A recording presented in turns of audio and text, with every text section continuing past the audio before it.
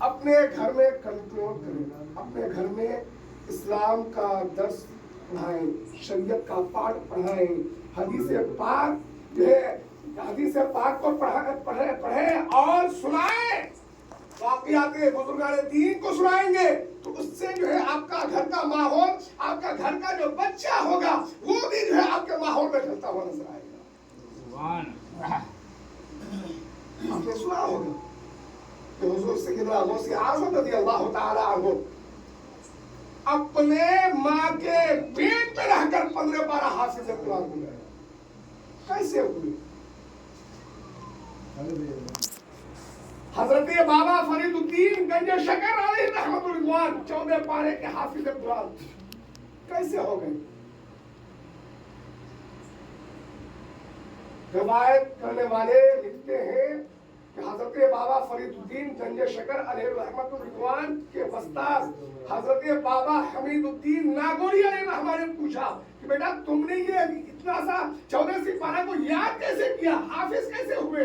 تو آپ نے فرمایا میری ماں کا روز کا معمول تھا، میری ماں کا روز کا یہ جو ہے بلا ناغا یہ معمول بنا ہوا تھا، یہ ماحول تھا میری ماں کا کہ جب تک 14 پارے قرآن کی تلاوت نہ کرتی گھر کا کوئی کسی کام میں ہاتھ نہ لگا۔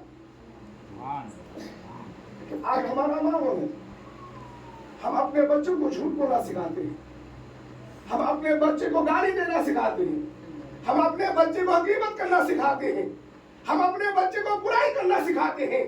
یاد کریں حضور غوث اعظم کی زندگی کو، حضور غوث اعظم رضی اللہ تعالیٰ عنہ پڑھنے کے لیے گھر سے باہر نکلتے ہیں تو آپ کی ماں کہتی ہے بیٹا حالات چاہے جو بھی ہو جائے کسی حال میں جھوٹ نہ بولنا۔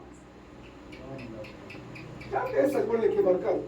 حضور غوث اعظم رضی اللہ تعالیٰ عنہ قافلہ والوں کے ساتھ آگے بڑھے، جب آگے بڑھے تو ڈاکوؤں نے آپ کو گھیرا، یعنی آپ کے قافلے کو گھیرا، اس قافلے میں آپ بھی موجود ہیں، قافلے کو گھیرا، سب سے جتنا سامان تھا سب لوٹا۔ ایک ڈاکو آیا حضور غوث اعظم کے پاس، کہا کہ بیٹا تمہارے پاس کچھ ہے تو تم بھی دے دو۔ حضور غوث اعظم نے کہا کہ ہاں میرے پاس بھی ہے۔ ڈاکو نے سوچا مذاق کر رہا، آگے بڑھا، دوسرا ڈاکو آیا، بیٹا تمہارے پاس کچھ ہے تو دے دو۔ کہا کہ ہاں میرے پاس ہے۔ کیا ہے؟ کہ 40 دینار ہے۔ ڈاکو نے سوچا کہ یہ مذاق کر رہا ہے، چھوٹا سا بچہ 40 دینار مذاق کر رہا ہے۔ حضور غوث اعظم کی بارگاہ میں ڈاکو کا سردار آیا، کہا کہ بیٹا تمہارے پاس کچھ ہے تو نکالو۔ کہا کہ ہاں میرے پاس ہے، 40 دینار ہے۔ ڈاکو سے سردار نے کہا کہ کہاں ہے؟ حضور غوث اعظم نے فرمایا کہ میرے بغل جبہ کے بغل میں سلا ہوا ہے۔ سبحان اللہ، میرے جبہ کے بغل میں سلا ہوا ہے۔ ہمارا آج کا ماحول کیا ہے؟ ہم اپنے آج کا ماحول ہمارا یہ ہے کہ ہم اپنے بیٹے کو بتا دیں، اپنے بچے کو بتا دیں بیٹا کسی بھی حال میں کوئی پریشانی اگر آ جائے، کوئی گھیر لے، کوئی کچھ پوچھ لے تو سچ مت بولنا، جھوٹ بول کے نکل جانا، سچ بولو گے گزارا نہیں ہوگا۔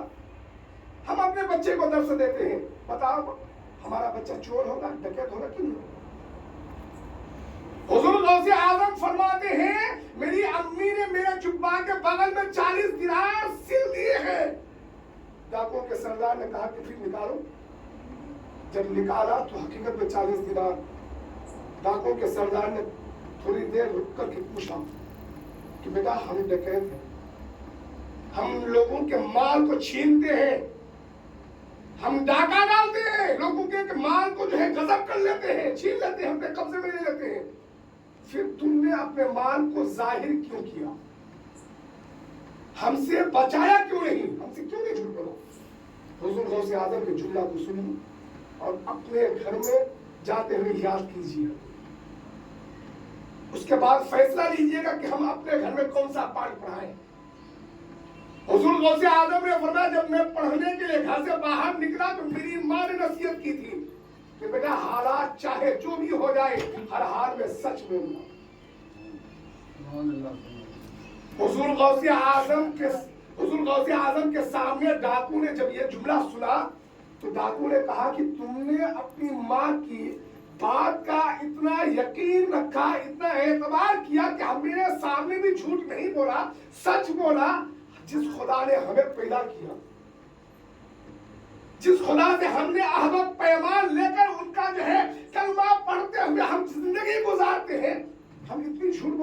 सामान जो है लूटते हैं, गजब करते हैं, लोगों पर जुल्म करते हैं, हम वादा खिलाफी करते हैं, खुदा के फरमान को तोड़ते हैं, खुदा के वादा को तोड़ते हैं, हमारा हश्र क्या होगा, हमारा हाल क्या होगा।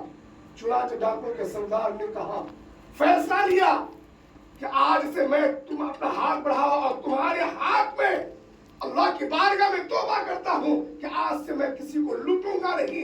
जब ये डाकुओं का सरदार ने कहा तो जितने डाकू थे तमाम के तमाम हुजूर गौस आजम की जो है दस्त पर हाथ पर जो है खुदा की बारगाह में तौबा कर। ये सच की बरकत है।